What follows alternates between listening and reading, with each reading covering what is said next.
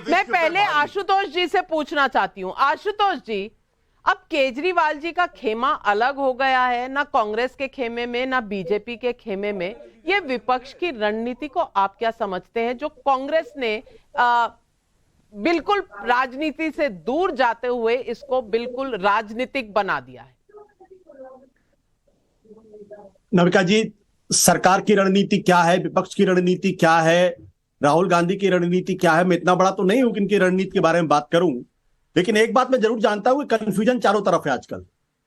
अभी मोहन भागवत जी का कल का एक इंटरव्यू चल रहा था और मैं जब 2018 के उनके उस बयान के बारे में सोचता हूं जहां वो कहते हैं कि बिना मुसलमान के हिंदुत्व अधूरा है, हर मस्जिद में शिवलिंग क्यों खोजना, सबका डीएनए एक है, और फिर वो कहते हैं 1000 साल से जंग चल रही है। अरे भाई, अगर 1000 साल से जंग चल रही है तो फिर ये क्यों कह रहे हो क्या हिंदू जो मुसलमानों के बगैर हिंदुत्व अधूरा है? तो ये पहले स्पष्ट करें कि भाई आप कहना क्या चाहते हैं। तो कंफ्यूजन का कॉपीराइट सिर्फ जो है वो विपक्ष के पास नहीं है, कंफ्यूजन का कॉपीराइट सत्ता पक्ष के पास भी है, और वो भी मोहन भागवत जो आरएसएस के सर्वे सर्वा, और जिस आरएसएस परिवार में कहा जाता था एक चालक अनुवर्ती, यानी जो एक बात कहते हैं ऊपर से नीचे तक सत्य है।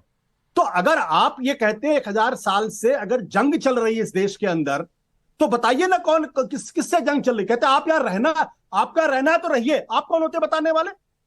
ये देश, इस देश में जो संविधान को मानेगा वो रहे इस देश के अंदर रहेगा, जो संविधान को नहीं मानते थे, जो तिरंगा को नहीं मानते थे, अब वो कह रहे हैं कि अगर आपको इस मुल्क में रहना है तो रहिए। आप तय करेंगे क्या? तो पहले मैं स्पष्ट होना चाहता हूं कि आप जाते हैं देवबंद, मुलाकात करते हैं, मुस्लिम आउटरीच की बात करते हैं और फिर कहते हैं कि ये 1000 साल की जंग है। तो कंफ्यूजन चारों तरफ है, विपक्ष में भी कंफ्यूजन है, इधर भी कंफ्यूजन है, इनको भी नहीं पता कि हिंदू मुसलमानों के पूरे देश में आपको कंफ्यूजन नजर आ रहा है। हर्षवर्धन त्रिपाठी जी, क्या आपको भी कंफ्यूजन नजर आ रहा है? और नजर आ रहा है तो कहां, कितना और कैसा कंफ्यूजन नजर आ रहा है? देखिए नविका जी, मुझे लगता है कि कंफ्यूजन तो जहां होता है वहां रास्ता भटकते हैं। भ्रम की पहली शर्त है कि रास्ता आप भटकेंगे, आप जहां जाना चाह रहे हैं, जो आपने गंतव्य तय किया वहां तक पहुंच नहीं पाएंगे। राजनीति में गंतव्य क्या होता है? सत्ता होती है। राजनीति में गंतव्य क्या होता है? चुनाव जीतना होता है।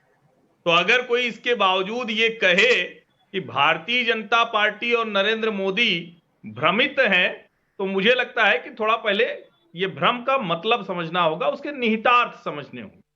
दूसरा, समाज क्षेत्र में अगर कोई काम कर रहा है, राष्ट्रीय स्वयंसेवक संघ के संदर्भ में कहें तो राष्ट्रीय स्वयंसेवक संघ बहुत स्पष्ट तौर पर कहता है, हम हिंदू समाज की एकता संगठन का काम करते हैं, लेकिन इस देश में हिंदू, मुसलमान, सिख, ईसाई ये सब साथ रहेंगे, सबका भारत है, सबका डीएनए एक है। क्योंकि जो बाहर से आए वो आक्रांता थे, जो यहीं के मुसलमान थे, यहीं हिंदू से मुसलमान बन गए, वो तो हमारे अपने ही हैं, और वो तो उसके आगे बढ़कर कहते हैं। मुझे लगता है कि उनका इंटरव्यू जो अभी साक्षात्कार ताजा है उसको बहुत ध्यान से सुनना चाहिए। और अगर उसमें दिक्कत हो रही है तो जो विज्ञान भवन में 3 दिनों का कार्यक्रम हुआ था उसमें उनसे पूछा गया, उन्होंने 2 बातें स्पष्ट तौर पर कही।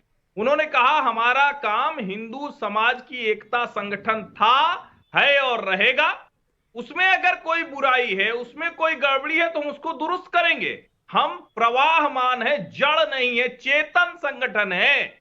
और उसके आगे वो कहते हैं, ये साहस बहुत कम संगठन कर पाते हैं, वो कहते हैं कि बंच ऑफ थॉट्स में जो भी गलत लिखा था हमने उसका संशोधित संस्करण भी प्रकाशित कर दिया है और हम उसी के आधार पर चलते हैं। तत्कालीन परिस्थितियां कुछ और रही होंगी। मुझे लगता है एक नविका जी, एक चीज होती है कंप्यूटर में, सॉफ्टवेयर अपडेट।